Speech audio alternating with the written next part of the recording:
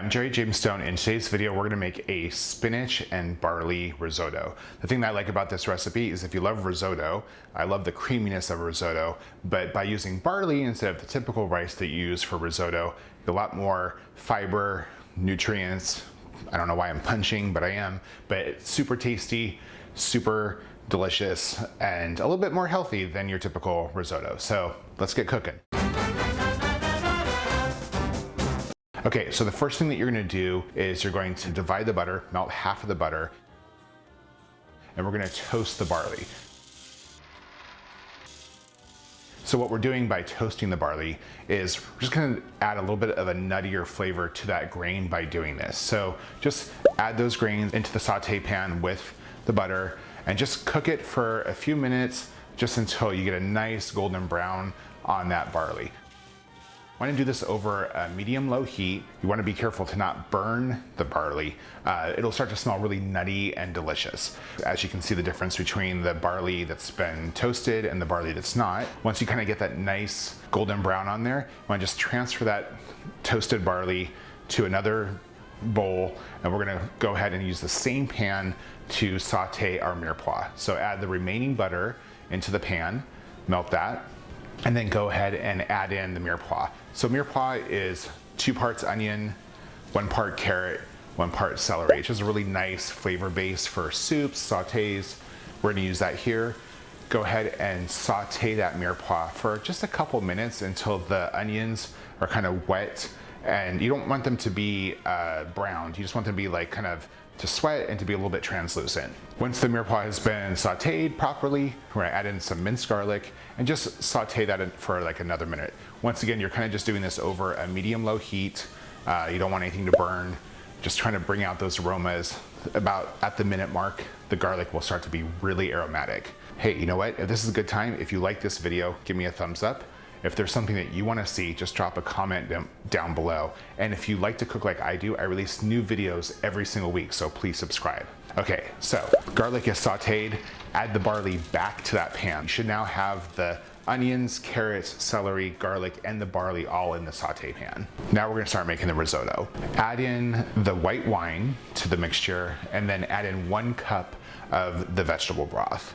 I prefer a low sodium broth for making a risotto because then you can always salt it and adjust it later. But if you use a regular broth, which broths can kind of be on the salty side sometimes, it's harder to get that salt out, right? It's just impossible. So add the wine, add the broth, mix everything together, bring that mixture to a low simmer, and now we're gonna cook the mixture for about 10 minutes until the barley just starts to absorb that liquid.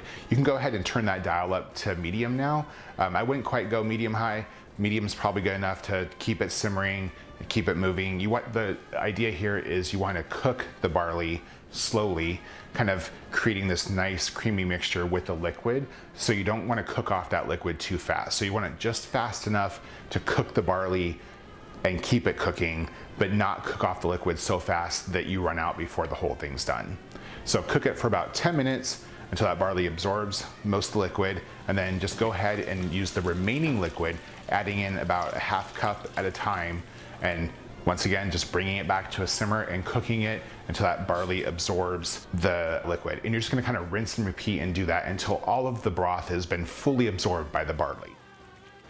So the one thing that this dish is going to have in comparison to, say, traditional risotto, that Arborio rice, is that it's barley. And I'm using barley with the hull on it, so it's going to be a little chewier, a lot chewier actually, because you're going to have that fiber. It's going to be healthier. You're going to get more fiber from the grain than a processed grain. So it's going to be chewier. It's not going to be quite as that same sort of creamy texture that you're used to with risotto, but super delicious, still really creamy, and hey, a little bit healthier. You've cooked in all the liquid, all the barley has absorbed that. You want to go ahead and add in your Parmesan cheese now and just mix that in. That Parmesan cheese is going to kind of thicken the sauce a little bit and also just add a lot of flavor because it's Parmesan cheese. Once the Parmesan cheese is mixed in, take your spinach, throw that on top, mix it in together, and then just let the heat from that cooked barley wilt the spinach, and then you're good to go.